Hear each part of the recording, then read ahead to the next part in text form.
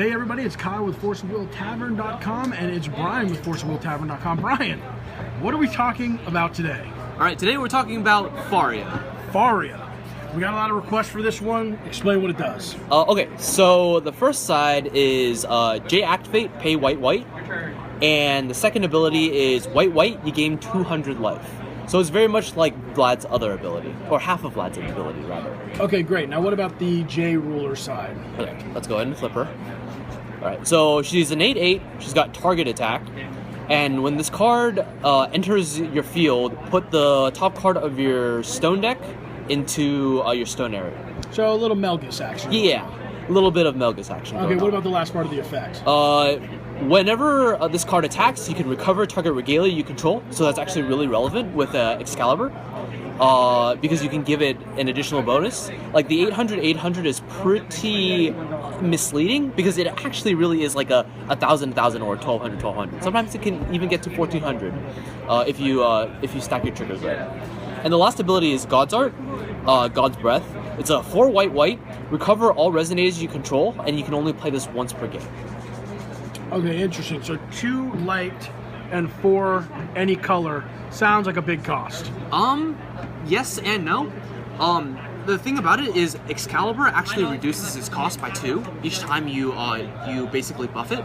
So what you can do is during your after your draw, before your recovery, you can go tap, reduce its cost, and then you can recover, and then you can tap it again to reduce its cost by 2. So this God's Art ability really only costs white. Okay, interesting. So now, what do you like about this card? Give us the pros. Okay, so I really like how the front side, you get the ability to gain life, like you do in Vlad, but on the back side, it's also very powerful as well, because it pairs very well with Excalibur, and also pairs... and it can just like start machine gunning creatures down as well. And you also don't have to give up a stone whenever you flip it. So then the main question here is why would you play this card? Because it sounds good. I like how you can use the regalia. Mm-hmm. It pairs really well with Excalibur. But why would you play in this meta Faria? I would play it because it's a very good antithesis to Bahamut. Why is that? Because it's the only real deck that can play a lot of the life gain creatures and stay mono white and still be very, very aggressive. So right now we're in a very aggressive format. I think everyone will agree with that. Absolutely. If someone's thinking, all right, I gotta play Faria, what are some of the main cards, interactions that they're looking to use in order to effectively counter Bahamut?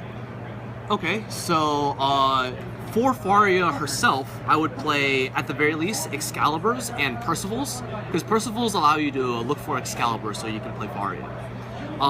In terms of countering Bahamut, I would play stuff like Temple Monk. I really do like that card. It's a 1 mana 2/4. You can, whenever it enters, you gain 400. I also do like Galahad, which also works really well with Percival, and it just gains you more life as well. Stuff like Little Prince, I really like as well. I also like Guiber as well. So you play a whole bunch of small 1s and 2s, and you just slam a Guiber, and they can't really attack past you. Okay. Now, what don't you like about this card?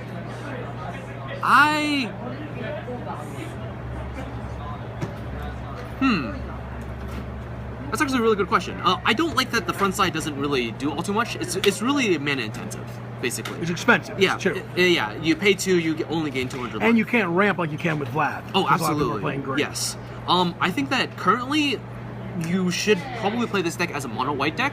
You can splash red or you can splash blue, but it really messes with the consistency, and you can also just get deaded by split. Why would you run blue? Blue offers you Voice of the False God, and you can also do Jeanne d'Arc into Purple Mist, but that's still a little bit cheesy. Red gives you access to a lot of the removal spells, and also gives you access to stuff like First Lie if you're really, really far ahead in life, or you have access to you could also play like, you know, red-white Knights of the Round Table. Okay, so it sounds like there's a lot going for this. Mm-hmm. Why would people not just all be on this hype train over Bahamut? Why is everyone freaking out about a Bahamut when there's a clear counter right in front of them? Because Bahamut has a 100% matchup against too many decks. And the only deck that really doesn't have a 100% matchup is probably against Faria. So Faria's Bahamut's deck to beat. Yes. Well, at least there is one, right? Yeah, at least there is one. Okay, do you have anything else to say about Faria? I mean, I've just been playtesting a little bit with her right now, and she's been pretty sweet so far. I've been winning more games than I've been expecting on the draw, but it's still not as much as I would like to. Okay, great. Well, Brian, thank you. Remember to like, comment, and subscribe. Follow our website, and that is it from Forza World Tavern. Take care.